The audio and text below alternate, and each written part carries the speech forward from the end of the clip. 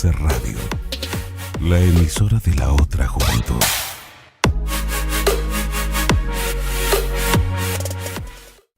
Desde lo alto hasta lo más bajo, la conspiración no da espera. Y del pasillo al corrillo llega bajo fondo. Hola, muy buenos días o muy buenas tardes, depende de cómo nos estén escuchando. Estamos en el cuarto episodio de Bajo Fondo. Hoy vamos a estar hablando de lo que está pasando actualmente con los indígenas en el Cauca. Entonces recordemos que el Consejo Regional Indígena del Cauca convocó a una minga desde el pasado 11 de marzo, que fue apoyada por diferentes grupos indígenas y grupos y organizaciones indígenas, incluyendo la ONIC. Entonces, para empezar a discutir acerca de este tema y lo que ha pasado en estos últimos días, le voy a dar la palabra a Yoli. Hola, ¿cómo están a todos ahí en la mesa? Y en Colombia yo soy Yoli Grilla en Twitter y mi nombre es Yolima Vargas. Ahora estamos conversando sobre este tema de gran importancia, sobre todo para mí, que trato de manejar temas de medio ambiente. Y bueno, para mí todo lo que está sucediendo con los indígenas en el Cauca es sobre todo una protesta ambiental, una protesta a un modelo de explotación minero-energética y al incumplimiento también en materia ambiental. Y bueno, por supuesto que hay muchos otros temas que abarca la minga indígena, pero llamo la atención especial sobre estos puntos. Para mí es sobre todo una protesta ambiental. Ok, muchas gracias, Yoli. Voy a pedir disculpas a las personas que nos estén escuchando, porque creo que debe haber empezado diciéndole que hoy estábamos con Yolima, que estábamos con Vivian y que estábamos con Felipe. Entonces, ahora sí, para continuar, Vivian, ¿qué nos quieres decir acerca de esta minga? Hola a todas y todos, querida audiencia. Bueno, yo estoy que me hablo. Esto está... Con confianza, mi querida Vivian. Me hablo, porque es que esto... Sí, tu opinión vale muchísimo. Ay, muchas gracias. Porque es que es importante esto que Yolima recoge precisamente sobre la cuestión ambiental, es decir, en esta movilización, en esta minga que ellos llamaron Minga por la Defensa de la Vida, el Territorio, la Democracia, la Justicia y la Paz, ellos recogen varias demandas. Una de estas es como el cuidado del medio ambiente, lo que atraviesa un derecho fundamental a nivel colectivo de los pueblos indígenas, que es la consulta previa. Una consulta previa que lleva vulnerándose alrededor de 30, 40 años. En Colombia se reconocen los 80, a raíz de la Constitución de 1991, y desde ese entonces los pueblos indígenas están disputando la tierra, disputando los recursos y ese derecho a defender su territorio, el ambiente, y apelar a la consulta previa para eso. Entonces estamos viendo en esta minga una defensa del ambiente, del territorio y también de los derechos fundamentales. Muchas gracias, Vivi. Felipe, ¿nos quisieras compartir tu opinión?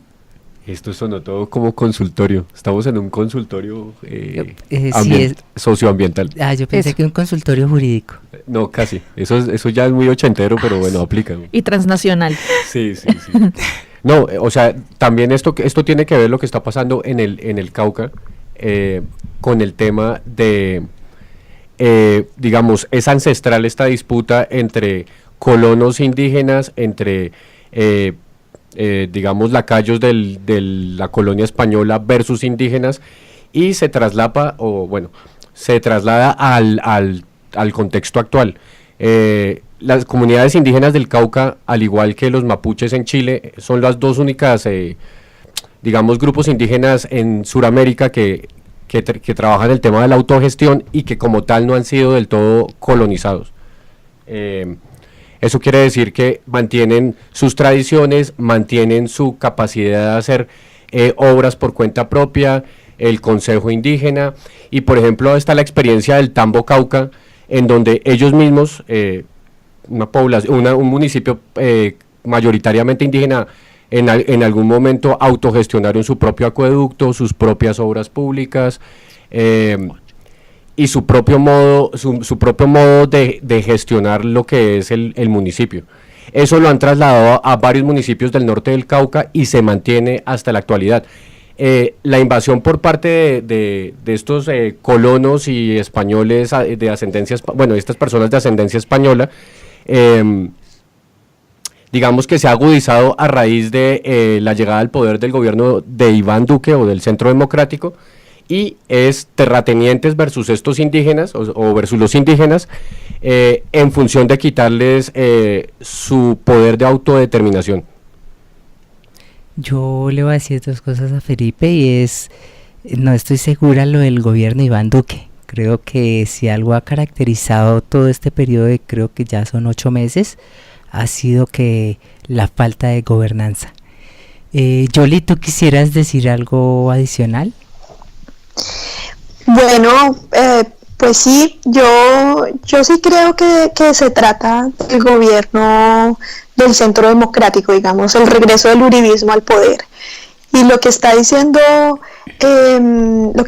Felipe me preocupa mucho, porque si bien estos pueblos en el Cauca están muy bien organizados, en otros lados, como en el Amazonas, yo creo que ellos son un poco más vulnerables. Y esto, y también por lo mismo que han permanecido más aislados por mucho tiempo. Pero este poder terrateniente, que es un paradigma del desarrollo destructivo, de cortemos el monte y desarrollémonos, se los está llevando por encima. Y a propósito, escribían en Semana Sostenible que estos grupos indígenas en el Amazonas, los que están muy cerca de la frontera agrícola, en la última década han sido desplazados y han sido hostigados, y ellos se encuentran en una situación muy difícil y lo relacionan esto con la deforestación que estamos viviendo tan grave en el Amazonas. Entonces, por eso me parece muy interesante lo que está pasando con la minga en el Cauca, y la posibilidad de que eso pudiera llegar a extenderse hasta lo que sucede en el Amazonas. Vivi, ¿quisieras compartirnos qué piensas acerca de lo que estamos discutiendo? Varias cosas. La primera es que el Cauca es un modelo de organización política indígena en Colombia y es uno de los más importantes, si bien no el único. Entonces, hay organizaciones comunitarias y ya a nivel de movimiento indígena en toda Colombia, como, no sé, en la costa. Bueno, en toda Colombia hay un montón de núcleos indígenas, y pues también vale la pena reconocer sus luchas, porque digamos que la posición del movimiento indígena del Cauca es hegemónica, en cierta manera. Y quisiera decir, encuentro un punto de discusión con Yoli, porque realmente esto de la Amazonía y de los pueblos indígenas en la Amazonía y la destrucción de la Amazonía es un problema. No es algo que venga del uribismo, no es algo que se le achaque a un gobierno, es una tendencia histórica. El saqueo de los recursos y de los bienes de los pueblos indígenas viene desde el descubrimiento de la conquista y ha seguido de ahora en adelante.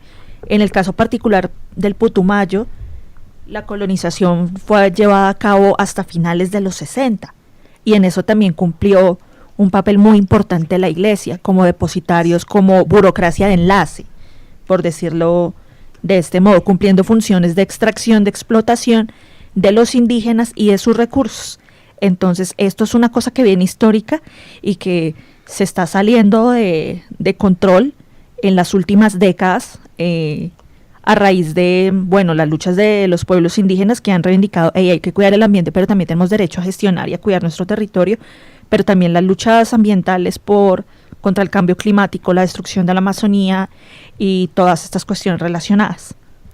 Vivi, yo quisiera aprovechar para hacerte una pregunta, y tal vez sea hasta cierto punto un paréntesis, y es que ya que mencionas el contexto histórico, quisiera que nos contaras ¿qué opinas acerca de la solicitud que le hizo el presidente de México, el señor Obrador, al primer ministro de España. Al rey de España. Al rey Al de rey de España. España. Gracias, Pues Felipe. bueno, yo celebro esos gestos, ¿sí?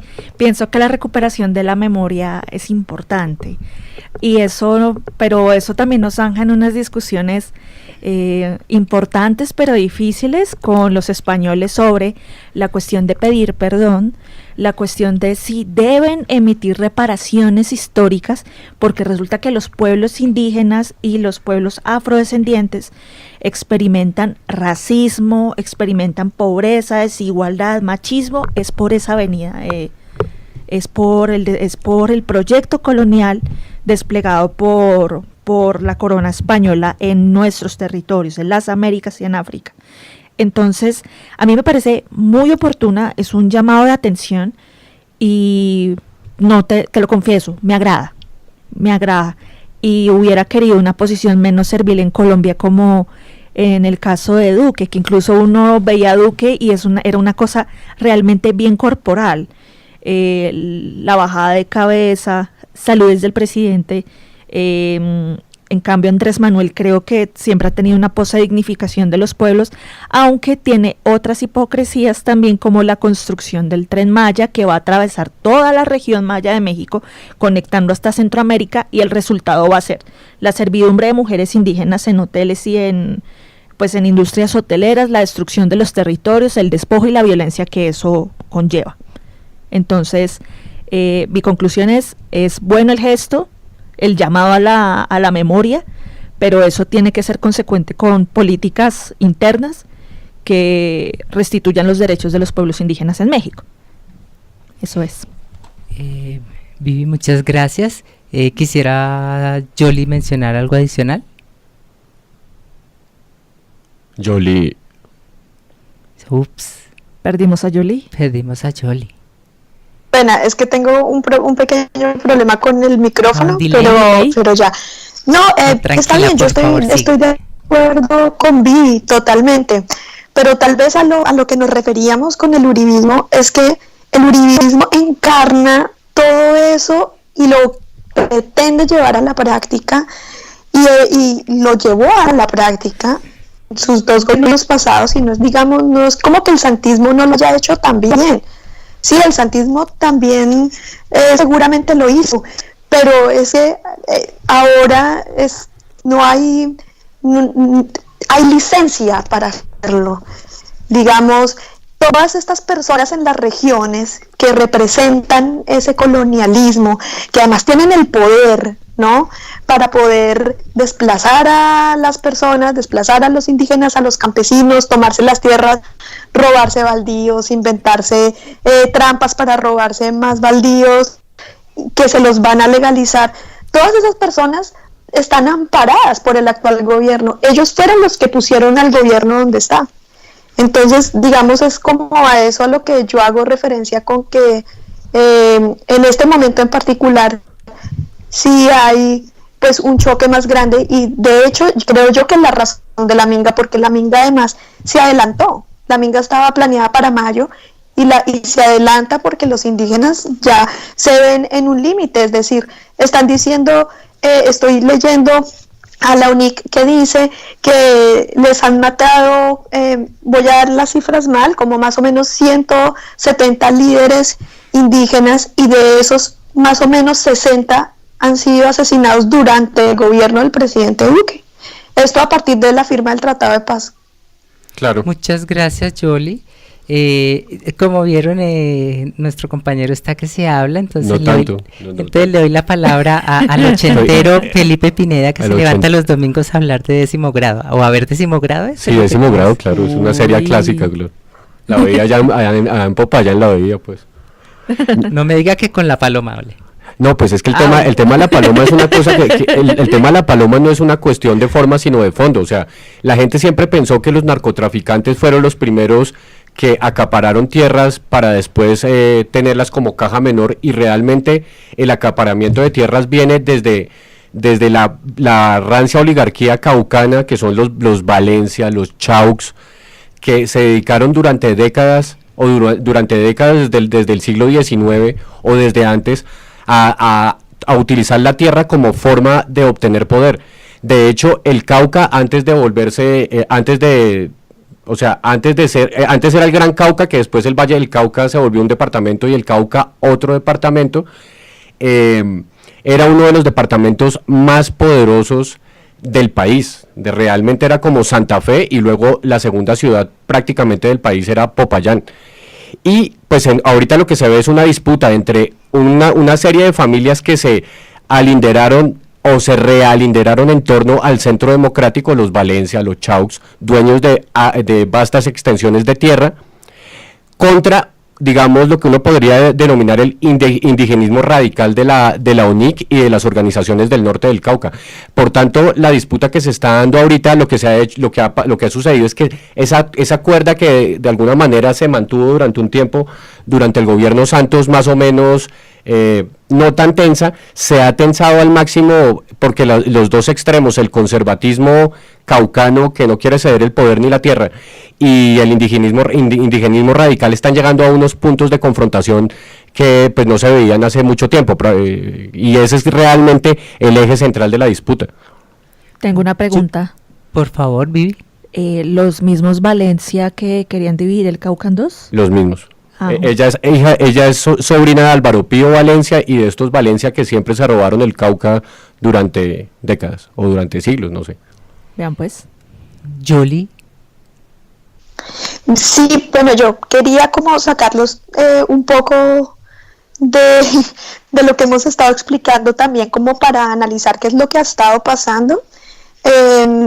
Y no sé si ustedes han seguido más o menos en medios como las declaraciones de la UNIC, y también al respecto a mí me gustaría decir que ha sido un poco ambiguo. O sea, si bien uno encuentra como que sí tienen unos puntos que de golpe le dan a uno claros de cuáles son las razones de la movilización, también tiene razón los que lo critican y llegan a decir que es un poco ambiguo, que no se entiende muy bien, ¿no?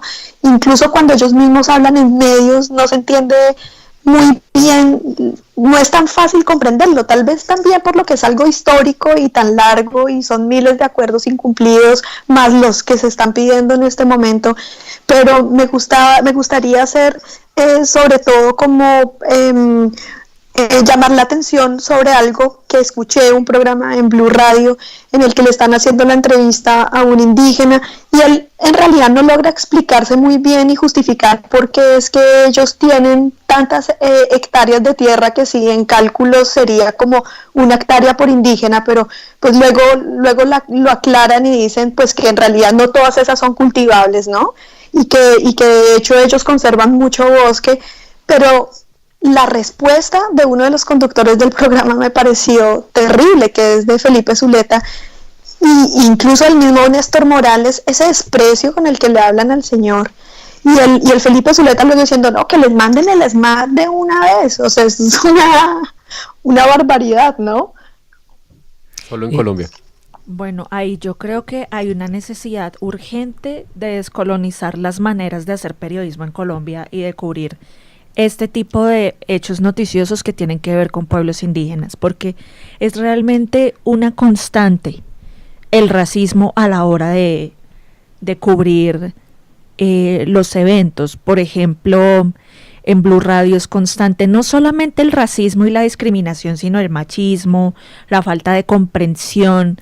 A la hora de entender una persona que es indígena y está siendo entrevistada, uno tiene que entender que diferimos en el lenguaje, en la construcción del espacio, en la mentalidad, en la cultura, en la forma de ver el mundo y todo. Francamente, digamos, no escuché el programa, pero creo que eso sí sería un punto de partida, como hacerle ese jaloncito de orejas a los periodistas, a los medios, a que por favor descolonicen, a que le quiten el racismo, a que se replanteen su práctica y su profesión.